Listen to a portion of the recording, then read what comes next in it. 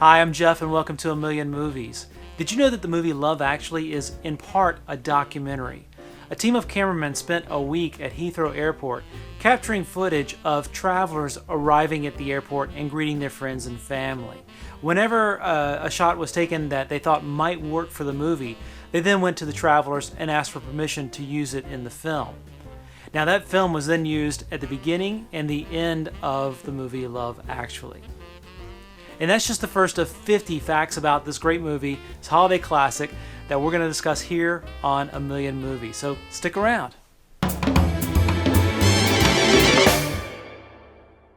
Writer-director Richard Curtis was actually developing two different movies as he was writing Love Actually.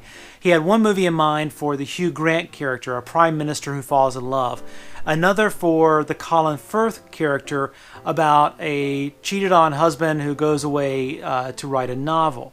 As he began developing the stories, though, he found that there were so many similarities, he decided to merge them all together and create what we know of as Love Actually.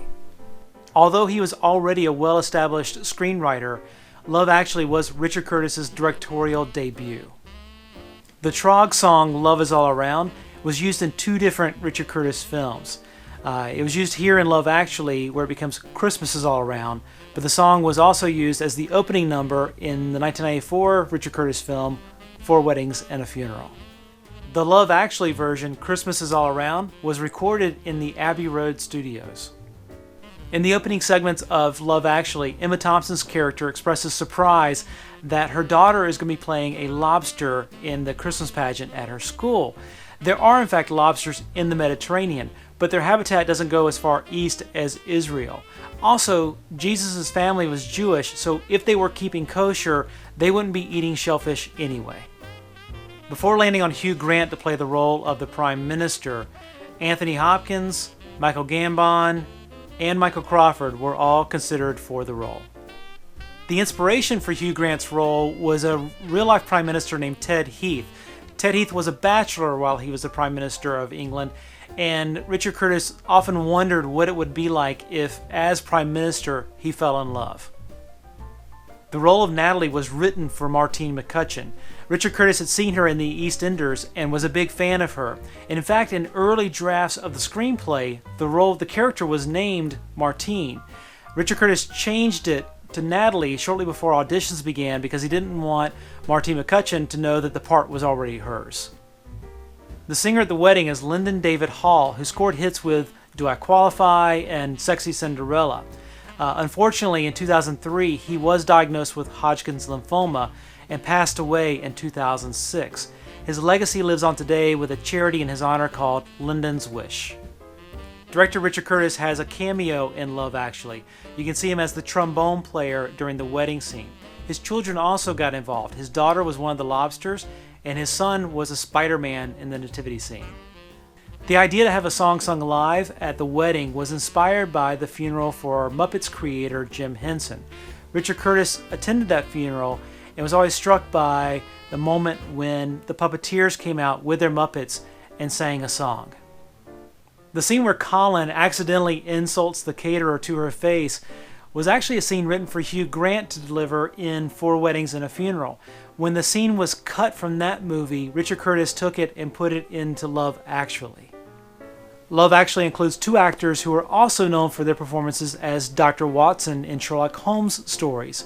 The first is Sam's grandfather, played by Edward Hardwicke. Edward Hardwicke played Dr. Watson to Jeremy Brett in the Granada series in the 80s. And Martin Freeman is currently playing Dr. Watson to Benedict Cumberbatch in the BBC Sherlock series. Thomas Brodie Sanger, who plays Sam, is actually the second cousin, once removed, of Hugh Grant. During casting, Richard Curtis kept saying he was looking for someone like Laura Linney to play Sarah, and he kept rejecting the actresses who came in to audition because they weren't exactly what he was looking for. The casting director finally got so fed up, told him to, if he wants Laura Linney, just go ahead and get her, and that's what he did. The only issue was Laura Linney was already working on Mystic River.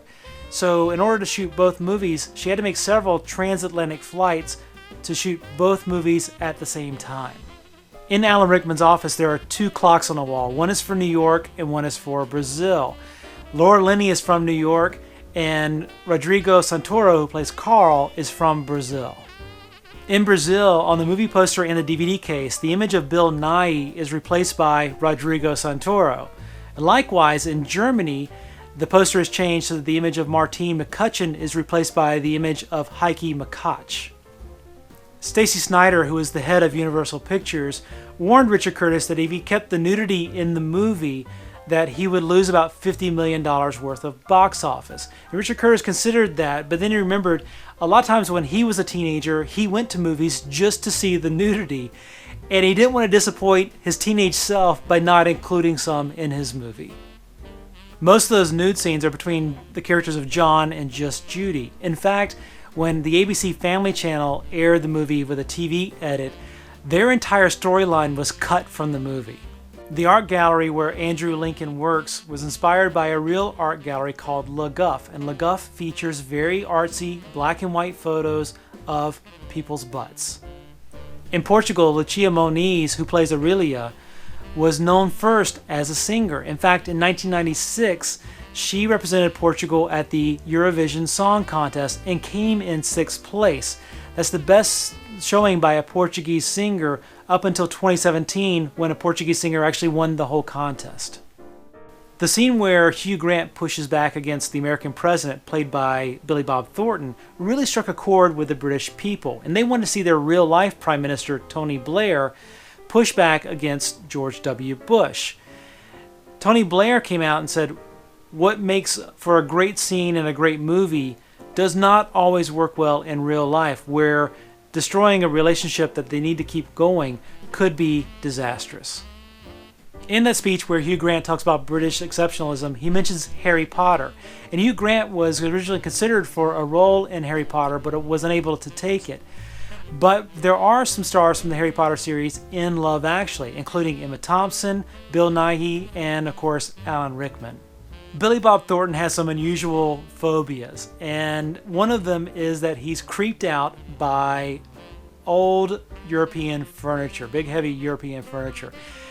Not many people know that, but Hugh Grant knew it. So shortly before some takes, Hugh Grant would point to a piece of furniture just to get a reaction out of Billy Bob Thornton right before the cameras rolled.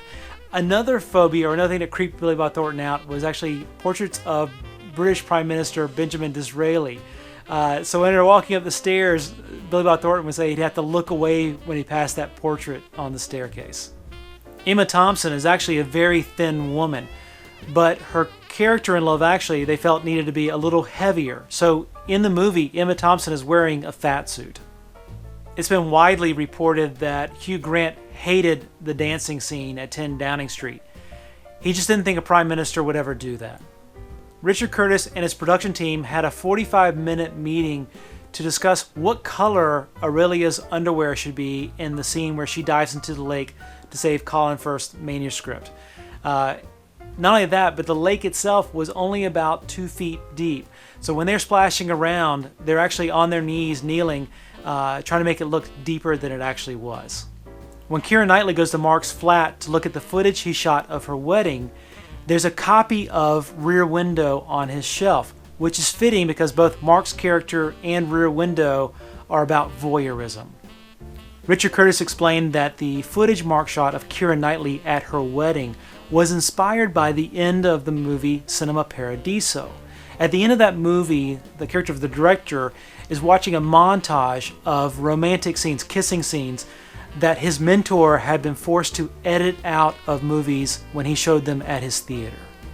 Many of the stars from the movie Sense and Sensibility also appear in Love Actually. There's Hugh Grant, Emma Thompson, and Alan Rickman. The only major star missing was Kate Winslet, and we actually do get to see Kate Winslet in Love Actually. There's a scene where Liam Neeson and Sam are watching Titanic, and Kate does appear on screen.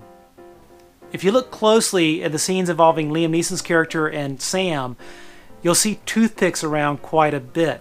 That's because Liam Neeson was actually giving up smoking at the time, and after he gave up smoking, he had those toothpicks in his hand all the time.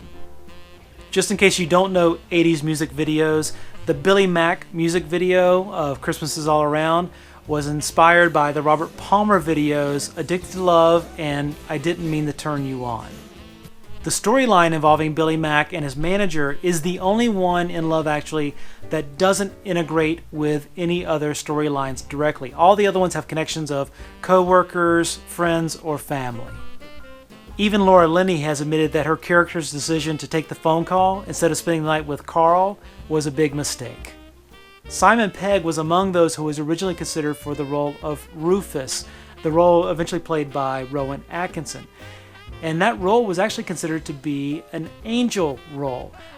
In the original script, after Rufus distracted the ticket agent so Sam could get by to go see Joanna at the airport, he was to walk away and slowly just disappear.